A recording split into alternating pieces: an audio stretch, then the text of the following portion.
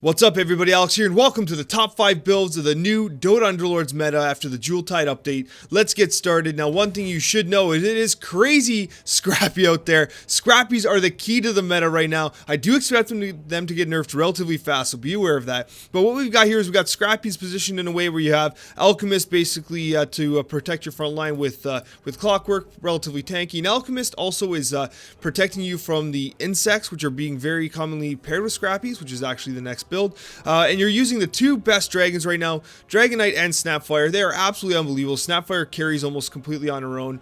Tinker is absolutely incredible as well. You want to be getting as much mana regeneration on Tinker as you can. You want to go to the support and damage dealing Hobgoblin, because what you're actually after Let's Go Crazy. It's going to really work well with our hunters, with Terrorblade and Weaver, and of course Sniper. One thing that you can do is you can actually switch Weaver and Terrorblade here, because Weaver will escape as he gains mana if he's taking too much damage. If you happen to be against the Pudge, you can actually do something like this, and what you'll end up getting is you're going to be getting a pull on Weaver, who will then escape once he takes too much damage, and you know, Tinker's just going to basically be casting like crazy as he takes on damage as well. So it's a little bit of an increase in DPS, but ideally, again, you want everyone kind of in this position here. But overall, a very flexible build, one of the absolute best. Let's go on to build number 2. And for the second build of the week, what we've got here is we've got insects and Scrappies, like I mentioned before. Now, you'll notice something kind of funny. You might notice that my window above me just went dark. That's because they literally just released a patch to the game after I recorded, basically saying, hey, we're changing insects from a 3-unit alliance to 4-unit alliance. So I wanted to re-record this portion to kind of capture that. Basically, what this does is this is using basically insects and Scrappies. What you're basically working towards is a support, either an Essex or Jewel. So you're going to be working with, you know, the happy hour or the you know, the medicine and stuff like that. And basically what you're doing is you're sustaining your team while basically increasing the evasion opportunities for your team. For instance, because the insects are going to attack, they're going to create a situation where the enemy team basically is granting you evasion because they're going to have a hard time hitting you. Essentially the way it works is your team has a lot of sustain, but also a lot of damage as well. We have assassins, so the assassins are going to be doing lots of work, they're going to be doing lots of damage, and the result is that this is a very balanced team. Again, the major disadvantage is that you have Scrappies that are very contested right now, but insects are not too contested. And now that they're a 4-unit composition, now keep that in mind. Let's say you only have 2. That's not bad at all. In fact, a lot of people originally kind of might think that the 4 insect requirement is a nerf, but in effect, what it actually is, it allows you to get 2 on the board earlier in the game and still get your spiderlings. The major disadvantage is that the brood mother is just simply not good enough yet. Overall, though, a very interesting build and one worth testing. All right, and for the third build, we've got to move away from Scrappies, because Scrappies are going to get nerfed, and we need to be uncontested as well. If you see a lobby where everyone's going Scrappies, which is honestly not all that uncommon right now, you want to be able to move to something different, and I recommend Druids. I think Druids are really good. You're getting a lot of value early with Druids, especially now that you have the Shadow Shaman, who we should be calling the Shadow Druid. The Shadow Shaman is now a Druid, and the result of that is you got a lot more earlier synergy, especially with Enchantress.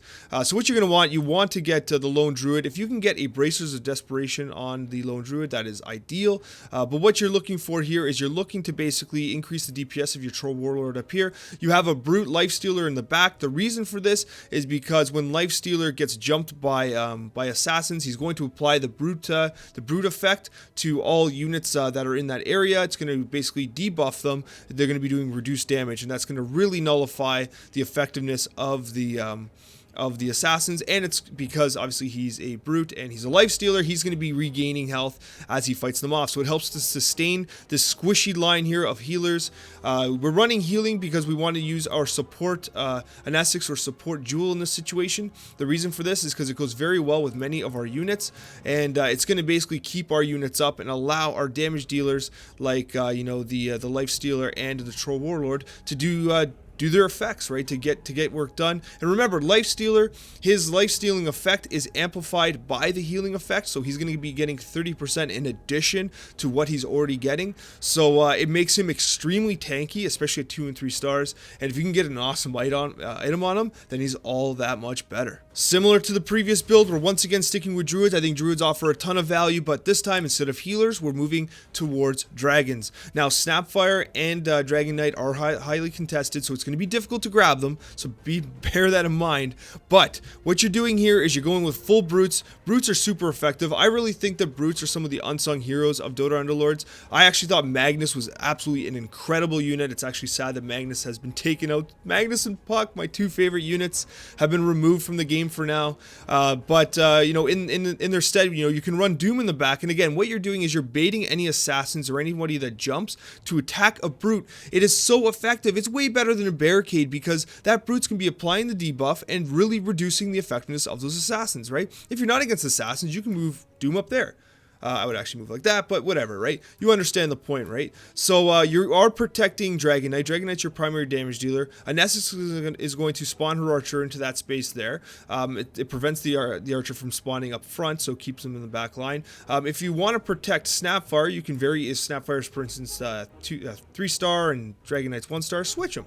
It's not a big deal. You want to make sure that these your most valuable units, which are your dragons here, are protected.